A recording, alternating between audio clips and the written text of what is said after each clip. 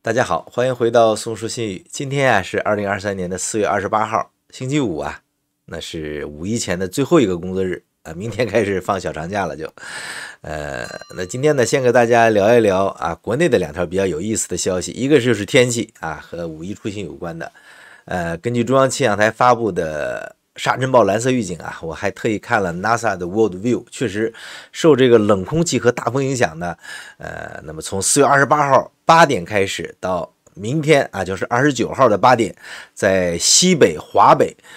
包括东北啊，以及黄淮地区呢，都有这个扬尘和沙尘暴天气。具体呢，就是新疆南部、内蒙古的中西部，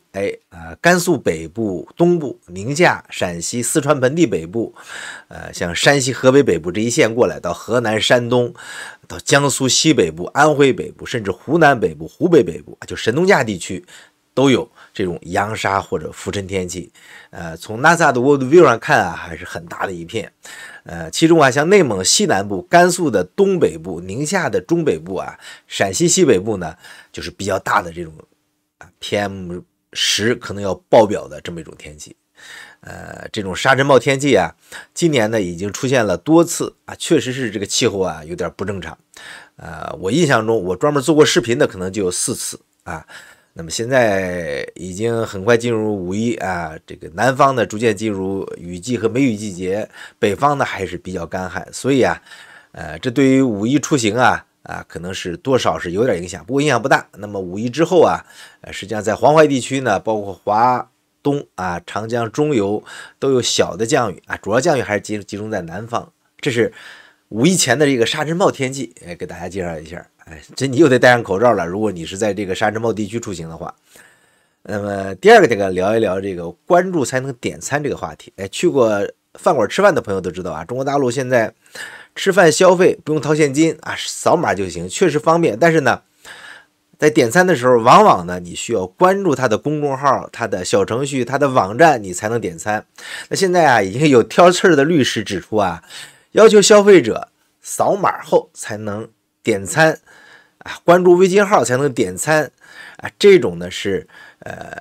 或者停车停车场也有这种行为，都涉嫌侵犯消费者权益，属于强制收集用户个人信息以及强制要求用户关注这种行为，都是违法的。那么遇到这个情况啊，消费者你是有权要求商家直接提供相关服务。当然，如果说消费者如果也已经关注了你也可以有权要求商家取消他的关注，删除呢相关个人信息。如果商家拒绝的话呢，消费者可以依据法律维护自己的合法权益。那当然这是律师给的提示，律师呢不一定懂 IT 是吧？实际上这种关注之后呢，你是可以取消的，但是在关注的同时，你手机里边的大部分个人信息，包括你的姓名、手机型号是吧？你的关键 APP 的一些参数包括你的手机号等等这些信息都已经上传到后台上了。你即使后续你取消关注，人家依然改得到你的信息了。所以这个律师他提出来漏了一点，他应该说要求商家删除个人相关信息才对呢强制删除。这个事儿我们就说一说，动嘴就行了。在现在是不太可能的，还提什么隐私保护没听说吗？6.43亿某联的个人消费信息、信用卡信息在网上正在卖，才卖个10多万块钱这是昨天在一个黑客网上刚刚看到的。当然有人关注毕竟是个好事，这个强制关注确实是个很麻烦的事，并且呢我印象中我看到过几次这样的场景，就是中老年人，特别是老年人不会用手机的这些老太太老太婆们，他们拿着手机，你让他关注他都不会关注，就这种数字鸿沟是越来越强我倒是觉得呢我们更应该关注除了个人隐私之外，关注这个中老年人在数字鸿沟面前应该怎么弄。AI 可能给了我们个机会。这是关于国内的一条关注才能点餐这么个消息。接下来咱们聊一聊美国股市我们不炒股，但是我们关注这个经济信息是吧？因为最近国内的主要的这个国内 A 股很多公司在接连的就是发布自己去年的财报以及一季度的财报但是很多公司的这个财务信息都不是很好，股价跌得很厉害。那么昨天啊，美国的三大股指呢均涨了1%啊，标普500呢指数涨了1.52%，纳指呢是1.74%，纳斯达克呢100指数呢维持超过2%的这么个涨幅。那在这个涨幅背后啊，实际上呢是美国几大科技巨头啊，它的这个报告还是不错的。你比如说前两天微软和谷歌啊发布它的财报之后啊，他们的股票都有上涨，当时我印象中是涨了4%左右。那这次呢，亚马逊呢1季度和2季度的指引呢，它也是好于预期，所以呢，亚马逊股价盘后也飙涨了11%啊，这个是很惊人的。亚马逊1季度的净销售呢是1273.6亿美元啊，分析师当时预计呢是1247亿美元，哎，比预期的高是吧？那么1季度实体店销售呢是49亿美元，分析师预期呢是47.7亿美元，哎，亚马逊还有实体店销售哦。那当然，主要的呢就是在1季度北美的净销售啊是768.8亿美元啊，这个呢也高于分析师预期的755.4亿美元。还有一些其他数据，哎，总归来说呢，基本上都高于分析师的数据。那1季度的运营利润啊是47.7亿美元啊，也高于分析师预期的30亿美元。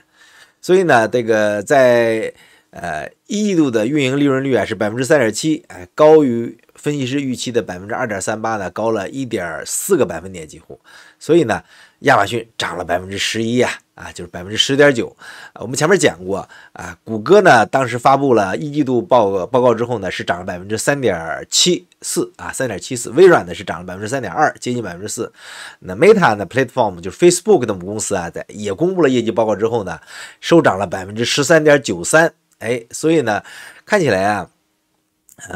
亚马逊为主的这个销售啊，在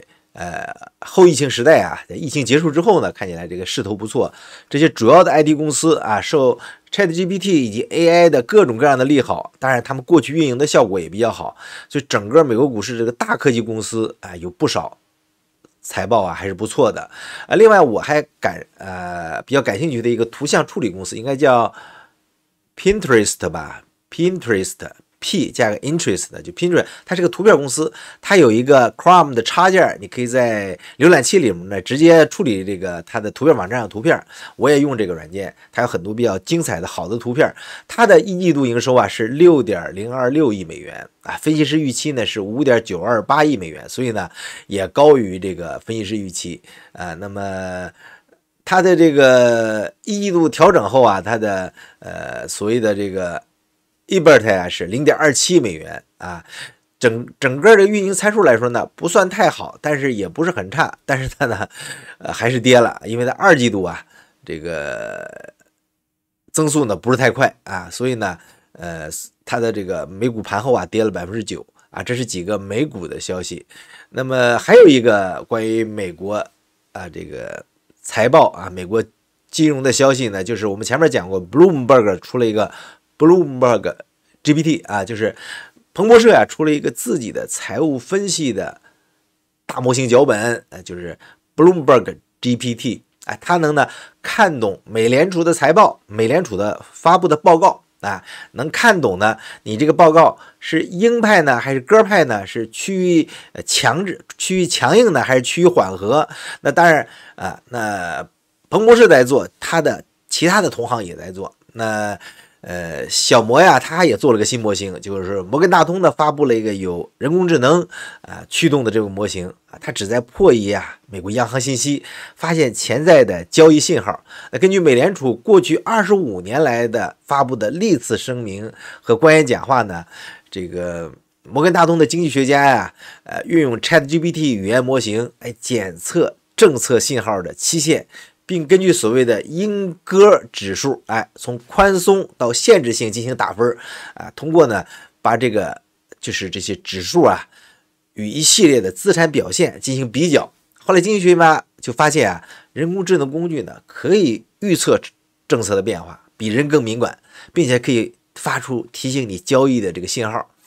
比如他们发现呢，当模型呢显示2次会议之间美联储官员讲话的鹰派，就是强硬的这个基调上升的时候，那下一次政策表明会变得更加鹰派。后边结果是什么呢？ 1年期国债的收益率也会出现上涨。所以啊，这个摩根大通的经济学家叫 Lupton， 和他同事在报告中说呀，初步的应用结果令人鼓舞啊，就是我们能够知道你们在说什么了。实际上，美联储的官员说完之后，他也不一定知道市场的反应，但是呢，人工智能 ChatGPT 这个大语言模型就能根据你前后你的之间的关联、市场参数的对比，就能预测出市场的走向，预测出政策的走向来，这个是太牛逼了啊！这是关于美国股市 AI 参与之后的这么一个情况最后一条我们聊一聊央视报道的一条新闻，说伊朗军队发表声明他们扣押了一艘悬挂马绍尔群岛的美国船只。这个事儿比较大呀，伊朗和美国直接起码说有了一个比较激烈的接触，是吧？在当地时间27号伊朗军队发表声明说扣押了一艘悬挂马绍尔群岛旗帜的美国船只。听明白了，悬挂马绍尔群岛的美国船只，这是央视的报道。声明说呢，说一艘不明船只与一艘伊朗船只在印度洋北部发生事故，导致伊朗船只上2人死亡，数人受伤。这是央视的报道，我再强调一下，他说是不明船只。大家知道什么叫不明船只吗？比如说我们看见一个人，看不出他长相来，这是男的还是女的呀？看不清来，我不明白他的性别，因为他长得比李宇春还要那么点是吧？那就是不明船只。如果说一眼看就是大波浪发美的不行，美的冒泡的姐们儿，那就是女的对吧？剃光头这个喉结很大，那就是男的。那这个不明船只，那就是这个船没有一个明确的形状，我们不知道它是什么船只。央视报道了不明船只。伊朗说呢，这个船只违反了国际法，伊朗呢就扣押了这个船只。那么期间说这个船只呢还关闭了全球定位系统，并频繁改变航线。那么在伊朗当局的司法当局的许可下伊朗海军出动直升机扣押了船只，把它运至伊朗领海。这是央视的报道。实际上是什么样的呢？实际上刚才我们讲的第一个信息，就是所谓悬挂马绍尔群岛的美国船只，它确实是一个美国船只。这艘船呢，它是中国的，没错，是中国的这艘船叫什么呢？它叫 Advantage Suite， 是一家名为 SPDBFL Number 187天津 Ship Leasing Company 中国注册公司所有，天津的。但是呢，它这个是中国拥有的这么一只船它是在美国挂马绍尔群岛的船只。这个船呢，它是一艘游轮，它绝对不是什么不明船只。你是个傻子都知道，那么大的一个 tank 船游船，它就是个游轮，一眼就能看出来是个游轮来。但是呢，央视报道说呢，是一艘不明船只，就很有意思了。实际上被扣船只的位置还是比较敏感的这个在伊朗水域不叫伊朗水域，在波斯湾水域这个那么这个马尔马拉海航行的时候呢，曾经就有过船只被扣押。那么这艘船呢，它的目的地呢是美国墨西哥的休斯顿港那么它的马绍尔群岛海事管理局呢已了解到的情况正在和这个伊朗沟通。那美国表示他说伊朗继续骚扰船只并干涉区域水域的航行权，对海上安全和全球经济构成威胁。那当时呢，它是伊朗的直升飞机直接降落在这个游轮的甲板上，游轮上都非常大，它有直升飞机的降落的这个甲板的。当时的话呢，它带武装的直升机降落之后呢，这个船只就被他们扣押了那么像这个情况就比较敏感了，在阿曼湾扣押这个阿曼湾呢是比较敏感的，也比较小、比较狭窄这么个区域，就是说闪转腾挪的区间比较短当时美国第5舰队呢实际上是在附近的军队之间呢，伊朗军队和美国军队之间呢没有直接的接触，但是伊朗扣押了这艘悬挂马绍尔群岛的美国游船，它实际上是注册地是中国那这个船呢是石油巨头雪佛龙租用的它从科威特原来停靠装满油之后呢，开始往美国运油啊，是这么个情况。我们就不做地图给大家看了啊。总之啊，像阿曼湾这个水域呢，确实是比较近啊，容易发生冲突，这么比较狭窄啊，所以看起来啊，起码美方的军舰还是比较克制的。现在美国呢已经要求伊朗释放这个船只，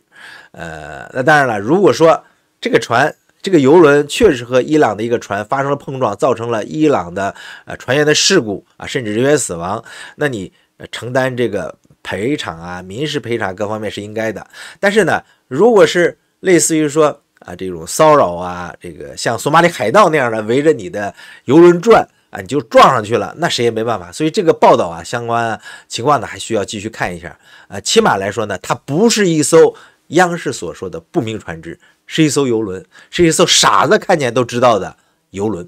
哎，好的，这就是今天早上啊几条比较有意思的信息给大家交到这儿，谢谢您的收看。如果您喜欢我们的频道的话呢，请您关注、留言、点赞和转发。使用国内互联网的朋友呢，可以在百度上搜索宋说新语；使用海外互联网的呢，也可以在任何搜索引擎上搜索宋说新语 New Storyteller， 都能找到我们的频道。谢谢您的观看，咱们下次再见，拜拜。